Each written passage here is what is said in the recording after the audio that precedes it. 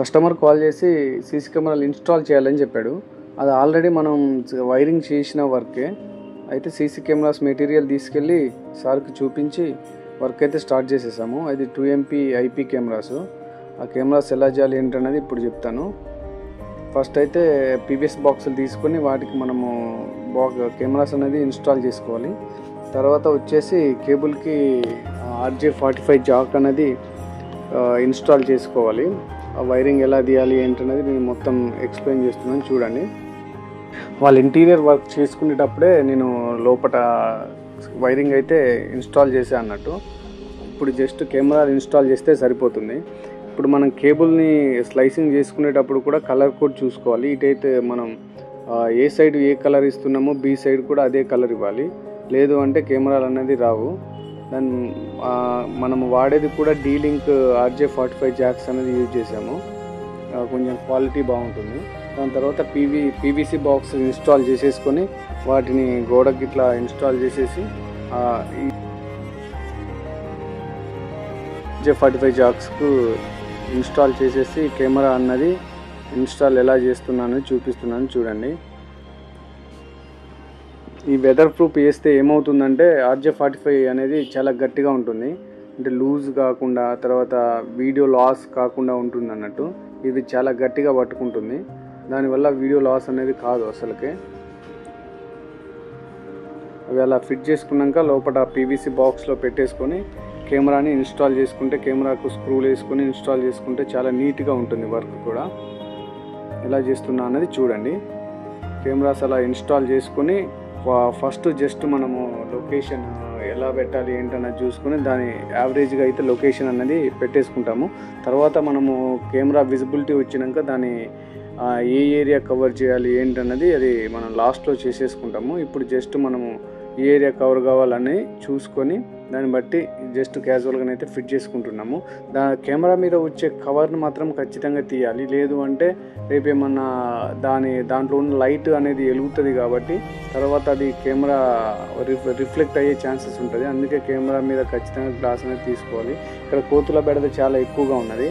వాటికి మనం అందకుండా అయితే కెమెరా అనేది ఇన్స్టాలేషన్ చేసేసాము. వైరింగ్ అంతా అయిపోయినాక DVRకి వచ్చేసి మనము ఇక్కడ 2TB హార్డ్ డిస్క్ అనేది ఇన్స్టాల్ చేసాము. అది NVRలో ఎలా చేయాలి ఏంటన్నది ఒకసారి అయితే చూపిస్తాను, చూడండి. ఫస్ట్ స్క్రూలన్నీ తీసేసుకొని మొత్తము డోర్ గిట్లా తీసేసుకొని లోపలైతే మనము హార్డ్ డిస్క్ అనేది ఇన్స్టాల్ చేస్తాము.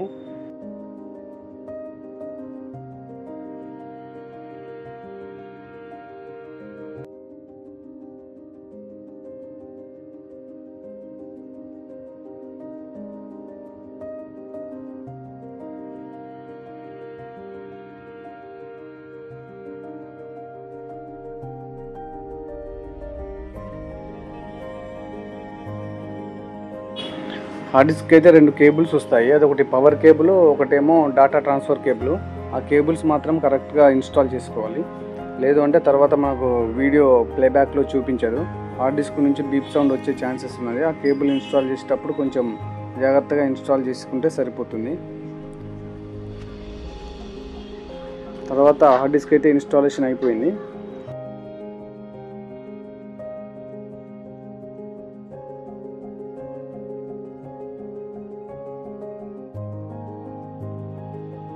కెమెరాలన్నీ ఇన్స్టాలేషన్ అయిపోయాయి. కెమెరా ఇప్పుడు మనం ఎక్కడైతే ఈ NVR సెటప్ పెడుతున్నామో అక్కడ కూడా మనం RJ45 జాక్స్ అనేది ఇన్స్టాల్ చేసుకోవాలి. ప్రతి కేబుల్కి మనం RJ45 జాక్స్ అన్నది ఏ సైడ్ ఎలా కొట్టామో B సైడ్ కూడా అలాగే కరెక్ట్ కలర్ కోడ్ చూసుకొని అనేది RJ45 జాక్స్ అనేది కొట్టుకోవాలి. తర్వాత దానికి సంబంధించిన ర్యాక్ వచ్చేసి ఇన్స్టాల్ చేయడం జరిగింది. వాళ్ళకి ఇన్స్టాల్ చేసి అయిపోయాక కేబుల్ మొత్తం దాంట్లోకి నీట్గా తీసేసుకున్నాక మన NVR అండ్ POE స్విచ్ అన్నది ఇన్స్టాలేషన్ చేయడం అనేది జరిగింది. చేసినాక ఒక్కసారి దీనికి మానిటర్ అన్నది కనెక్ట్ చేసాము. మానిటర్ కనెక్ట్ చేసేసి డేటు, టైము, తర్వాత దానికి సంబంధించిన కాన్ఫిగరేషన్స్ మొత్తము, పాస్వర్డ్ ఇవన్నీ పెట్టేసుకొని దానికి సంబంధించిన కాన్ఫిగరేషన్ అంతా చేసేసుకున్నాను.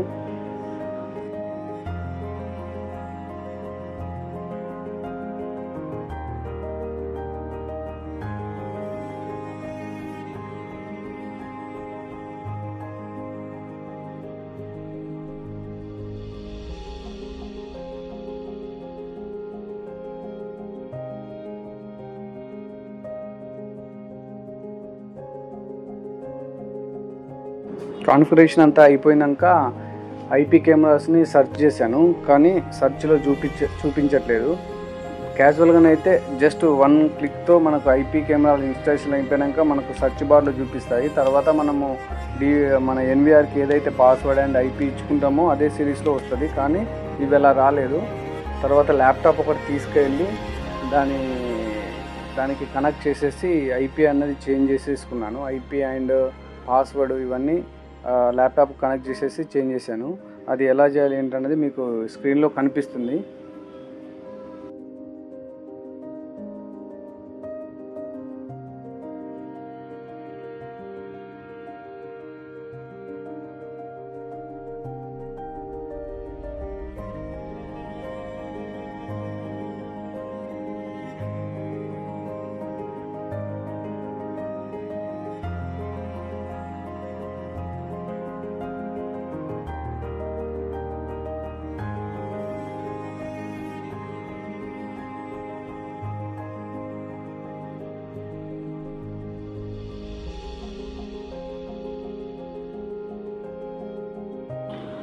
వర్క్ అంతా కంప్లీట్ అయిపోయింది. మానిటర్లో అయితే కెమెరాలు అనేది ఇన్స్టాలేషన్ అయిపోయి రిటర్న్ అయ్యాము.